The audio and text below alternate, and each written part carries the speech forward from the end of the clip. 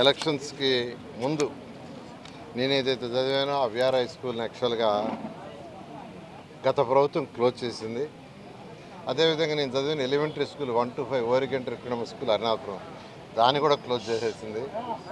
అంటే గత ప్రభుత్వం స్కూల్స్ క్లోజ్ చేయటమే కానీ డెవలప్ చేస్తానని ఉద్దేశం లేదు. అయితే ఎలక్షన్స్ ముందు విఆర్ హై స్కూల్ని వెంటనే ఓపెన్ చేస్తానని చెప్పాను. మాట ప్రకారం దాన్ని చక్కగా ఒక ఇంటర్నేషనల్ స్టాండర్డ్లో దాన్ని డెవలప్ చేసి ఓపెన్ చేశాం. గౌరవమైన ఎడ్యుకేషన్ మంత్రివర్యులు లోకేష్ గారికి ప్రత్యేకంగా ధన్యవాదాలు తెలియజేస్తాను. అదేవిధంగా నెల్లూరులో 54 స్కూల్స్లో హై స్కూల్స్ 15 హై స్కూల్స్ ఉన్నాయి.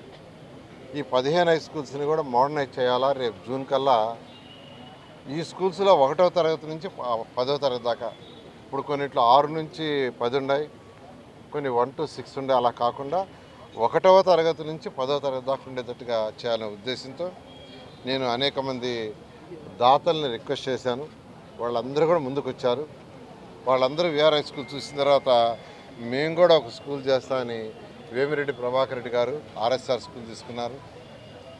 డిఎస్ఆర్ సుధాకర్ రెడ్డి వాళ్ళు మూలాపేట స్కూల్ తీసుకున్నారు. అదేవిధంగా ఒక స్కూల్ నుంచి వచ్చి ఎంపీ పేద మస్తాన్ రావు గారు తీసుకున్నారు. మరొక స్కూలు ఏఎంఆర్ గారు తీసుకున్నారు. మరొక స్కూల్ యాక్చువల్గా డిఫరెంట్ పీపుల్ నేను అడిగాను, వాళ్ళందరూ కూడా యాక్సెప్ట్ చేశారు.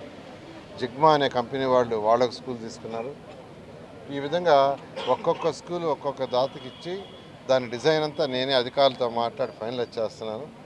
అవన్నీ కూడా వీలైనంత వరకు రేపు జూన్ 12వ తేదీకి పూర్తయ్యేటట్టుగా హై క్వాలిటీ ఆఫ్ ఇన్ఫ్రాస్ట్రక్చర్గా, అంతేకాకుండా ఈ స్కూల్లో చదివే హై స్కూల్ పిల్లలకి 6th నుంచి 10th దాకా చదివే పిల్లలకి రేపు డిసెంబర్ 1వ తేదీ నుంచి నారాయణ కాంపిటేటివ్ మెటీరియల్ ఇచ్చి వాళ్ళ గైడ్లైన్స్ కూడా ఇచ్చి వాళ్ళు కూడా ఈ 15 స్కూల్లో చదివే పిల్లలు కాంపిటేటివ్ ఎగ్జామ్స్కి ఎవరైతే ఇష్టపడతారో ఆ కాంపిటేటివ్ ఎగ్జామ్స్కి కోచింగ్ కూడా ఇవ్వమని మా జిఎం విజయభాస్కర్కి ఆల్రెడీ ఇన్స్ట్రక్షన్ ఇచ్చాను.